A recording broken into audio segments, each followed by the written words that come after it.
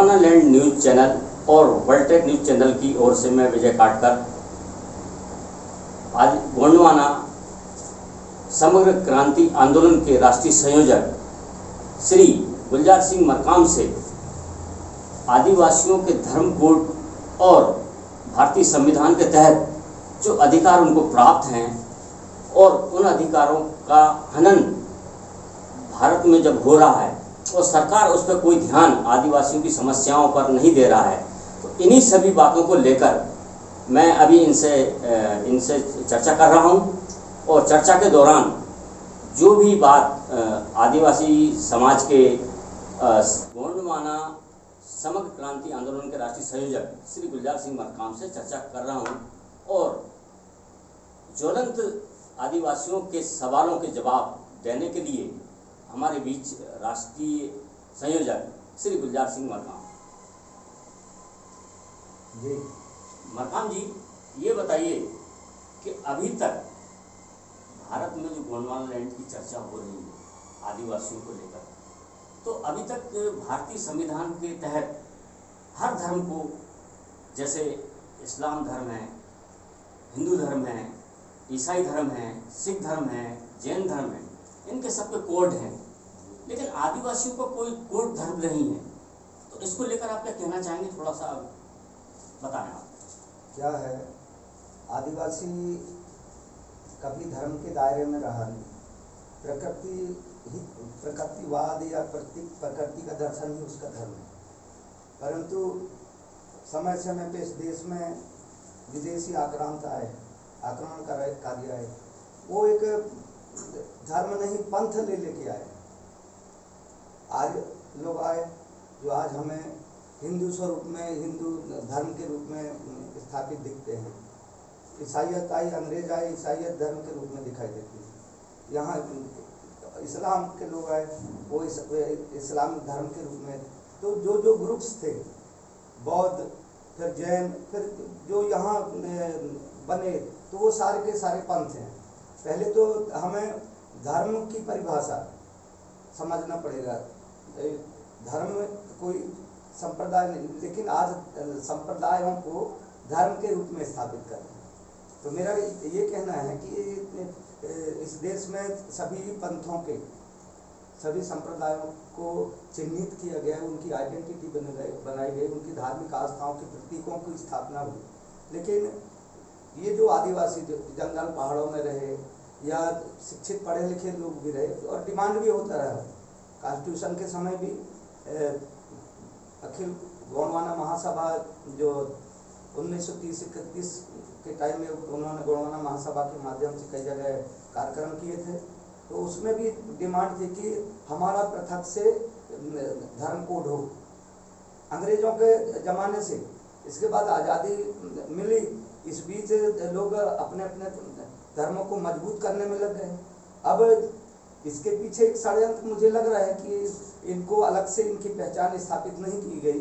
उसका ये था कि कॉन्स्टिट्यूशन में लिख दिया गया है कि ये किसी भी धर्म को ग्रहण कर लेंगे तो ये इनकी जो शासकीय सुविधाएं हैं, इनके जो मिलने वाली जो आरक्षण है या जो भी सुविधाएं हैं, वो उनको प्राप्त होती रहेंगी। इसका क्या कारण हो सकता है भाई? और वहीं पर एक एससी समुदाय था, वो यदि दूसरा धर्म ग्रहण कर लेता है तो उसके जो शासकीय मिलने वाले जो लाभ है या सुविधाएं हैं, वो समाप्त हो जाती थी। चूँकि आप जो है गोंडवाना समग्र क्रांति आंदोलन का नेतृत्व कर रहे हैं, संयोजक भी हैं जी, तो धर्म कोड के बारे में आप क्या कहना चाहते हैं? ये होना चाहिए या नहीं होना चाहिए? तो वही मैं उसको ग्राउंड की तरह बता रहा हूँ कि होना क्यों नहीं चाहिए। जब उनकी आइडेंटिटी है, उनकी पहचान है, अन्य हमारे देश के अंदर ही रह रहे हैं ना, तो उनको पृथक से उनको पहचान दी गई है, तो हमारी भी तो अपनी पहचान है। और इस बात को सुप्रीम कोर्ट ने भी कहा है कई जगह, अपने राजस्व के कानूनों में भी लिखा हुआ है कि आदिवासी हिंदू नहीं है। जब आदिवासी हिंदू नहीं है तो क्या है? उसका हमने उदाहरण पेश किया। आंदोलन 8-10 राज्यों में हम लोग जा के सेमिनार किए, बुद्धिजीवी पूरे देश भर के जो आदिवासी समुदाय के जो इससे संबंध रखते हैं, उन्होंने बैठ के चर्चा की कि भाई हमारी क्या पहचान है। सुप्रीम कोर्ट एक तरफ बोल रहा है कि आदिवासी हिंदू नहीं है, तो फिर हम हैं क्या? तो हम हैं क्या, तो ये क्वेश्चन मार्क है। और उस क्वेश्चन मार्क को फिलअप करने के लिए या उसका उत्तर देने के लिए हमने कहा कि हमें भी पृथक से हमारा धर्म कोड होना चाहिए। तो इसके लिए गुलजार जी ये बताइए कि आपने कोई याचिका सुप्रीम कोर्ट में या किसी कोर्ट में, भारत की किसी कोर्ट में याचिका दायर की है? नहीं, याचिका दायर नहीं। सबसे पहले ये मामला आता है गृह मंत्रालय का है, और तो इधर गुजरात से आदिवासी संगठनों ने ये धर्म कोड की मांग के लिए उन्होंने कि हमें पृथक धर्म कोड मिलना चाहिए आदिवासियों को, उन्होंने अप्लाई किया वहाँ के संगठनों, रजिस्टर्ड संगठनों ने। फिर इस साइड झारखंड के आदिवासियों ने कि हमारी अपनी पहचान होना चाहिए, इस बात को लेके उन्होंने भी किया। तो गवर्नमेंट ने उनको जो ये वहाँ गृह मंत्रालय ने उनको लिखित में दिया कि भाई आदिवासी तो लगभग 123 तरीके के धर्म लिखता है। जब पिछली जनगणनाएँ हुई तो उनमें 11 की जनगणना, 2001 की जनगणना और पीछे की जनगणना, उसमें चूँकि अतिरिक्त या सबके लिए तो हिंदू, मुस्लिम, सिख, ईसाई लोगों ने जिसकी आइडेंटिटी थी उन्होंने तो अपने आप लिख लिया अपना अपना धर्म, लेकिन आदिवासी क्या लिखता है? एक तरफ सुप्रीम कोर्ट कह रहा नहीं है तो क्या लिखता है? तो उस टाइम अन्य का जो एक कॉलम था उसमें काफ़ी तादाद में लोगों ने 2011 के लगभग में 48 लाख लोगों ने सरना धर्म लिखा। एक बड़ी टीम है। वही 10 लाख के लगभग 10-11 लाख के लगभग गोंडी धर्म लिखे लोगों ने। फिर कुछ छोटे छोटे ग्रुप्स हुए, कोई आदि धर्म लिखा तो कोई आदिवासी धर्म लिखा, ऐसे करके लगभग 123 तरीके के धर्म लिखे गए।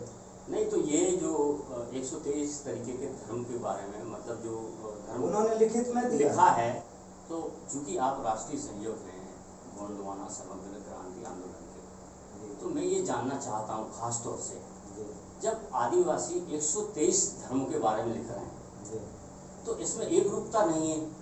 जब एक रूपता नहीं है तो सरकार भी इस मुद्दे को लेकर चिंतित होगी कि आदिवासियों को किस धर्म का कोड दिया जाए जी। तो उसके लिए आपका प्रयास क्या है? हम लोग लगभग 10 राज्यों में सेमिनार किए, विभिन्न आदिवासी संगठन जो लगभग 700-800 जातियां हैं आदिवासियों के पूरे देश में, उनके साथ लगभग बहुत सारी जातियों को इकट्ठे करके उनके मुखिया लोगों को या उनके जो जानकार लोग थे उनको बैठा के सेमिनार किए। और सेमिनार में निकला कि भाई इतने 123 तरीके के धर्म तो ये फॉर्मेट में दिया नहीं जा सकता, बहुत लंबा चौड़ा होगा। इसलिए हम सब इकट्ठे हो जाते हैं और एक धर्म, चूँकि हम प्रकृतिवादी लोग हैं, प्रकृति धर्म लिख लें, या आदिवासी कहलाते तो आदिवासी धर्म लिख दें, या तो उसका फिर हम खंगाला गया। उसको हमने खंगाला कि भाई अभी हमारे लिए कोई धर्म का कॉलम नहीं है, न उसका कोड नहीं दिया गया। लेकिन उससे पहले हम इतिहास खोजते हैं अंग्रेजों के ज़माने का। तो 1871 में हमारी जनगणना हुई पृथक से, हिंदू, मुस्लिम, सिख, ईसाई की तो हुई। हमारे साथ भी हमको अबोरिजिनल कहा गया, फेमिनिस्ट कहा गया, प्रकृतिवादी है ना, एबोरिजिनल मतलब मूलवासी। तो ऐसे करते 1871 से 1941 तक हमारी जनगणना होती रही। क्योंकि 41 की जनगणना पूरी नहीं हो पाई, 31 तक का पूरा अच्छा रिकॉर्ड मिलता है। 41 में चूँकि 42 में द्वितीय विश्व युद्ध आ गया, तो लगभग 1-2 साल चलता है यानी ये जनगणना, तो उसमें डिस्टर्ब हो गए, तो वो उसकी पूरी रिपोर्ट नहीं आ पाई। लेकिन 31 तक के हमें क्या कहा गया, एबोरिजिनल, ट्राइब और एमनिस्ट, इस तरीके से नाम से पृथक से हमारी जनगणना होती रही। लेकिन आज़ादी के बाद वो सब खत्म कर दिया गया। नहीं, अभी तो मकान जी कि जो आपका आंदोलन चल रहा है धर्म कोड को लेकर और आदिवासियों की समस्याओं को लेकर, चूँकि आदिवासियों का इतिहास रहा है और उस इतिहास को भले ही दबा दिया गया हो, लेकिन राजनीतिक रूप से आदिवासी गोंडवाना लैंड क्षेत्र में सशक्त रहे। तो इस सशक्तता के बावजूद ऐसा क्या है कि आदिवासी आज भी सब कुछ होती है, कुछ नहीं है। शिक्षा में कमजोरी, धर्म में कमजोरी, आपका कोई धर्म गुरु नहीं है, कोई ऐसा लीडर नहीं है जो और दूसरे धर्मों के लीडरशिप कर रहा है।